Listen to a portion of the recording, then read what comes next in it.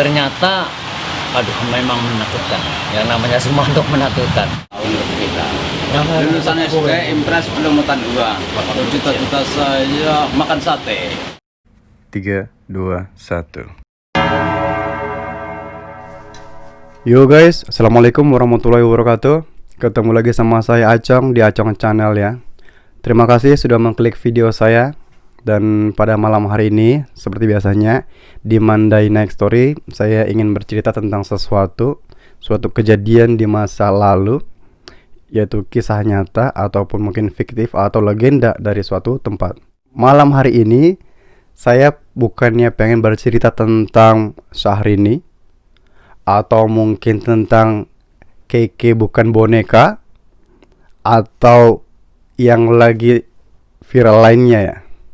Malam hari ini saya pengen bercerita tentang legenda Indonesia, kisah nyata Indonesia yang apabila namanya disebutkan bisa membuat hati orang menjadi tergetar. Siapa lagi kalau bukan Sumanto.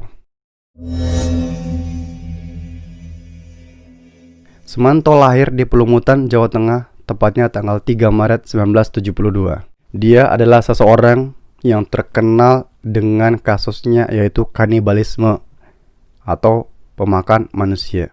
Pada awal tahun 2003, nama Sumanto tiba-tiba mencuat ke permukaan karena dengan kasusnya yaitu mencuri dan memakan mayat.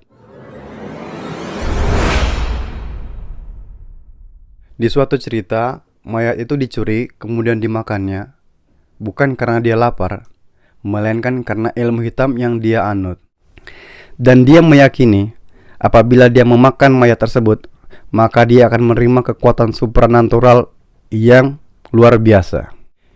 Dia mengaku telah memakan 3 mayat di 2 tempat berbeda, yaitu Lampung dan Purbalingga.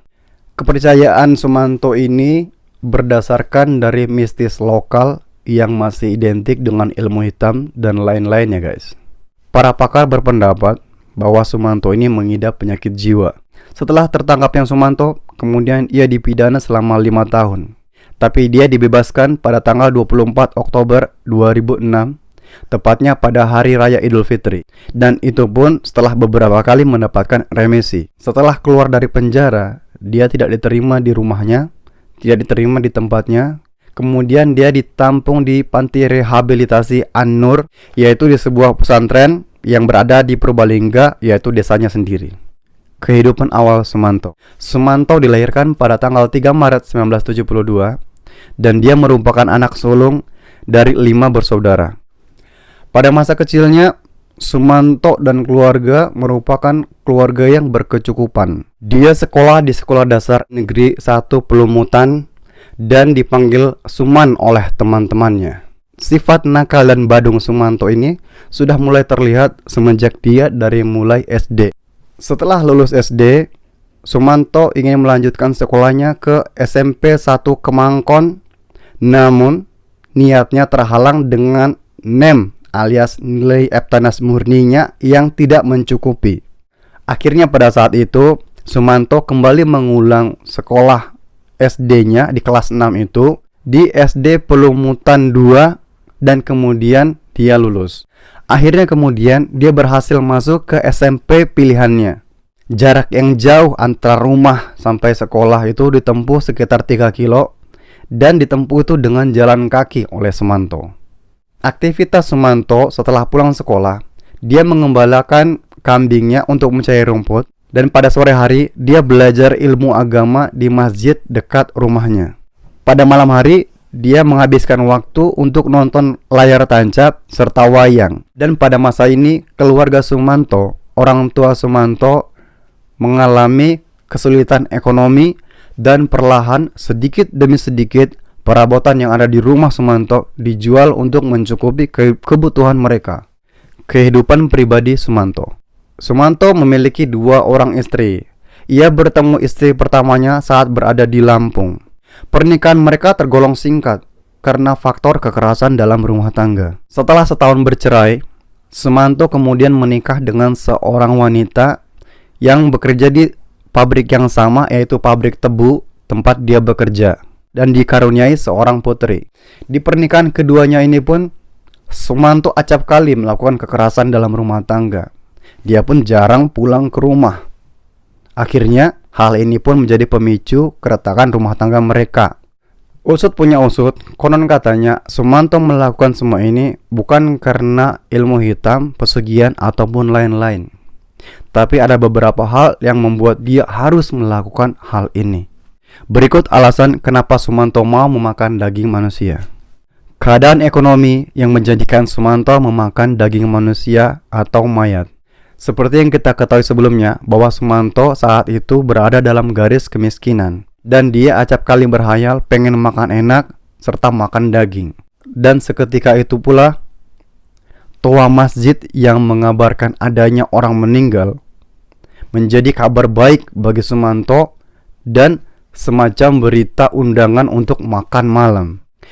Mungkin bagi kita, sate ayam, daging ayam, sate kambing, atau gulai atau semacamnya merupakan kudapan paling enak dan biasa dan lazim untuk kita santap. Tapi tidak bagi Sumanto. Menurut beberapa kutipan, dia lebih menyukai mayat yang mati dadakan. Misalnya mati kesetrum, mati tersambar petir, mati tersengat listrik, atau sejenisnya. Kata dia, mayat yang seperti itu adalah lebih enak untuk disantap. Sumanto terampil dalam hal melakukan pencurian mayat. Dalam hal melakukan pencurian mayat, Sumanto selalu melakukannya dengan tangan kosong alias dengan kedua belah tangannya. Kemudian dia menyantap sebagian dari mayat tersebut dan sisanya dia kuburkan kembali atau dia buang ke sumur. Sumanto mulai hijrah menjadi manusia yang lebih baik lagi. Setelah keluar dari penjara, masyarakat tidak menerima Sumanto dan tidak mau dengan kehadiran Sumanto. Akhirnya salah satu pesantren di Purbalingga menerima kehadiran Sumanto dan mendidiknya menjadi manusia yang lebih baik lagi dengan taat terhadap agama. Dari penelusuran penulis, ia kerap kali menjadi seorang penceramah di beberapa acara keagamaan di daerah sekitarnya. Yang artinya itu adalah sebuah bukti bahwasannya Sumanto telah diterima di daerah itu. Jadi guys, melihat apa yang terjadi pada Sumanto, yaitu gambaran dengan keadaan ekonomi yang mendesak, akhirnya bisa membuat seorang manusia bisa kehilangan akal sehat dan melakukan apa saja demi keinginannya yang tidak masuk akal. Namun dalam hal ini, manusia bisa berubah dari baik ke buruk, begitu juga sebaliknya, dari buruk ke baik. Oke guys, tadi itu cerita nyata yang terjadi di Indonesia, tepatnya pada sekitar tahun 2003, yang mana kisah ini merupakan suatu fenomena langka yang terjadi di Indonesia dan bukan suatu kisah cerita fiktif ya. Apabila tersebut namanya saja, orang pasti tergetar hatinya. Semoga dari kisah Sumanto ini kita bisa terima hikmahnya, kita bisa dapatkan hikmahnya, dan kita bisa olah sendiri dan kita serap yang terbaik dari situ. Oke guys, sampai ketemu di Monday Night Story saya berikutnya. Dan jangan lupa bagi yang belum subscribe video saya, subscribe kalian sangat berarti bagi saya. Dan jangan lupa juga untuk di like, komen, serta share video saya agar kita bisa saling berbagi. Oke, wassalamualaikum warahmatullahi wabarakatuh.